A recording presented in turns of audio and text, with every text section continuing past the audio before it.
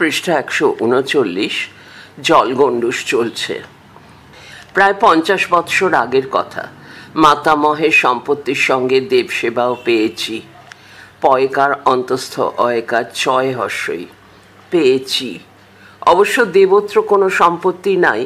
শ্রী রাধা মদন গোপাল দেবের পর্বের মধ্যে দোলযাত্রা আর জন্মাষ্টমী। দোলযাত্রায় 5খানা গাঁয়ের ব্রাহ্মণ এবং নিজ গাঁয়ের শূদ্র ভদ্রদের প্রসাদ খাওয়াতে হয়। আমার ছুতার নাপিত চৌকিদার দাইমাকেও নিমন্ত্রণ দিতাম। আর জন্মাষ্টমীর রাত্রে কথা শব্দটি উদ্ধৃতির মধ্যে শুনিয়ে ব্রাহ্মণ ভোজন করানোর পর ব্রতীদের প্রসাদ বিতরণ রীতি ছিল। সকালে চৌকিদার প্রভৃতি প্রসাদ পেত। সেবার জন্মাষ্টমীর পরদিন সকালে গৃহিণীকে প্রসাদ লুচি প্রভৃতি আনতে বলে দরজায় এসে দেখি একটা ফুলে ভরা অপরাজিতার লতা।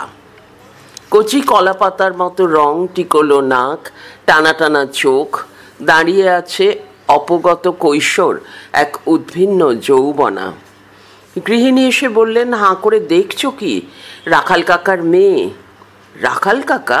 তিনি মুচকি হেসে বললেন, বাবার ধমকে ছেলেবেলা থেকেই অভ্যেস করেছি বাগদি দাদা। করেছি ক বৈষ্ণ রয়কার চয় হর্ষই। বাগদি দাদা, বাউরি পিসে, হাড়ি কাকা, আমাদের গাঁয়ের রাখাল হাড়ির মেয়ে নিরদা।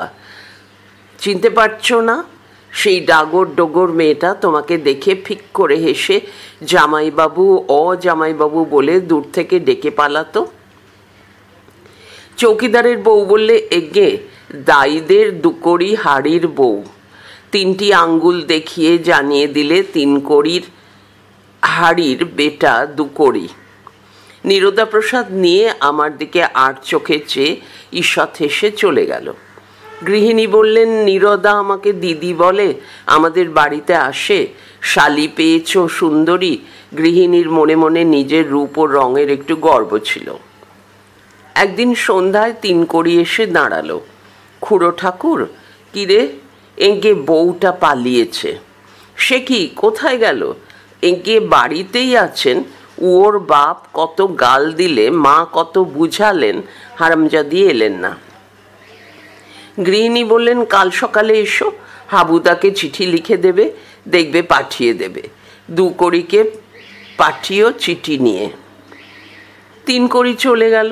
গৃহিণী বললেন, ছুরির ভাব আছে যে? কার সঙ্গে? ওই যে গো, আমাদেরই গাঁয়ের রমন হাড়ি বেটা পাখির সঙ্গে। প্রায় ছেলেবেলা থেকেই ভাব। তা বিয়ে হলো না কেন? রমন কাকা বললে, রাখালরা পালকি বয়, দাইয়ের কাজ করে, নিচু থাক, ওদের ঘর থেকে মেয়ে আনবো না। পৃষ্ঠা 140। পাখি শিউরিতে রেলে কাজ করে, গুমটি ঘরে থাকে, লাল নীল পতাকা দেখায়। 2 কড়ি এসে বললে, এগে সে ঘরে নাই, একেবারে গুমটি ঘরে উঠেছে শিউরিতে। তারপরের ঘটনা সংক্ষিপ্ত। গৃহিণীর কাছে সংবাদ পাই। বলল, শুনছ? 2 কড়ি শিউরি আসা যাওয়া করে। প্রথম দূর থেকে দেখেই চলে আসতো। একদিন পাখি ধরে নিয়ে যায়। সেদিন নিরদা কথা বলেনি। তারপরে যায়, একদিন সন্ধে পর্যন্ত থাকে। নিরদা খেতে দেয়। একবার পাখির জ্বর হয়, 2 কড়ি পতাকা দেখানোর কাজ করে দিয়েছিল, ইত্যাদি ইত্যাদি। জিজ্ঞাসা করলাম, 2 কড়ি তো কৃষানি করে, ধান কলাই গম গুড় পায়, বিয়ে করলে না কেন? সাঙ্গা, ওদের তো সাঙ্গা আছে, দন্তের সয়াকার উঁয় আকার। গৃহিণী বললেন, কত বুঝিয়েছি। ও বলে, না, অদেষ্টে সুখ নাই, বউ নিয়ে ঘর করা কপালে সইল না, বিয়ে আর করব না। একদিন শিউরি থেকে গরুর গাড়িতে বাড়ি ফিরছি, পথে দেখি ভার কান্ধে 2 কড়ি। কিরে, 2 কড়ি যে? এগে দা ঠাকুর। দেখলাম ভারের একদিকে কিছু চাল ডাল তরি তরকারি, আর একদিকে 1খানা লালপাড় শাড়ি, 1খানা রঙিন গামছা, কিছু চিঁড়ে, 2টো ভাঁড়ে বোধহয় মিষ্টি আর দই, আরও কিছু টুকিটাকি। কোথায় যাবি রে 2 কড়ি? এগে দা ঠাকুর, বউটোর 9 মাস, তাই স্বাদ খাইতে যেছি। বন্ধনীতে খাওয়াতে যাচ্ছি। বন্ধনী শেষ নারী। রবিবাসরীয় আনন্দবাজার পত্রিকা 11 অগ্রহায়ণ 1373। পড়া চলছে পরের ফাইলে।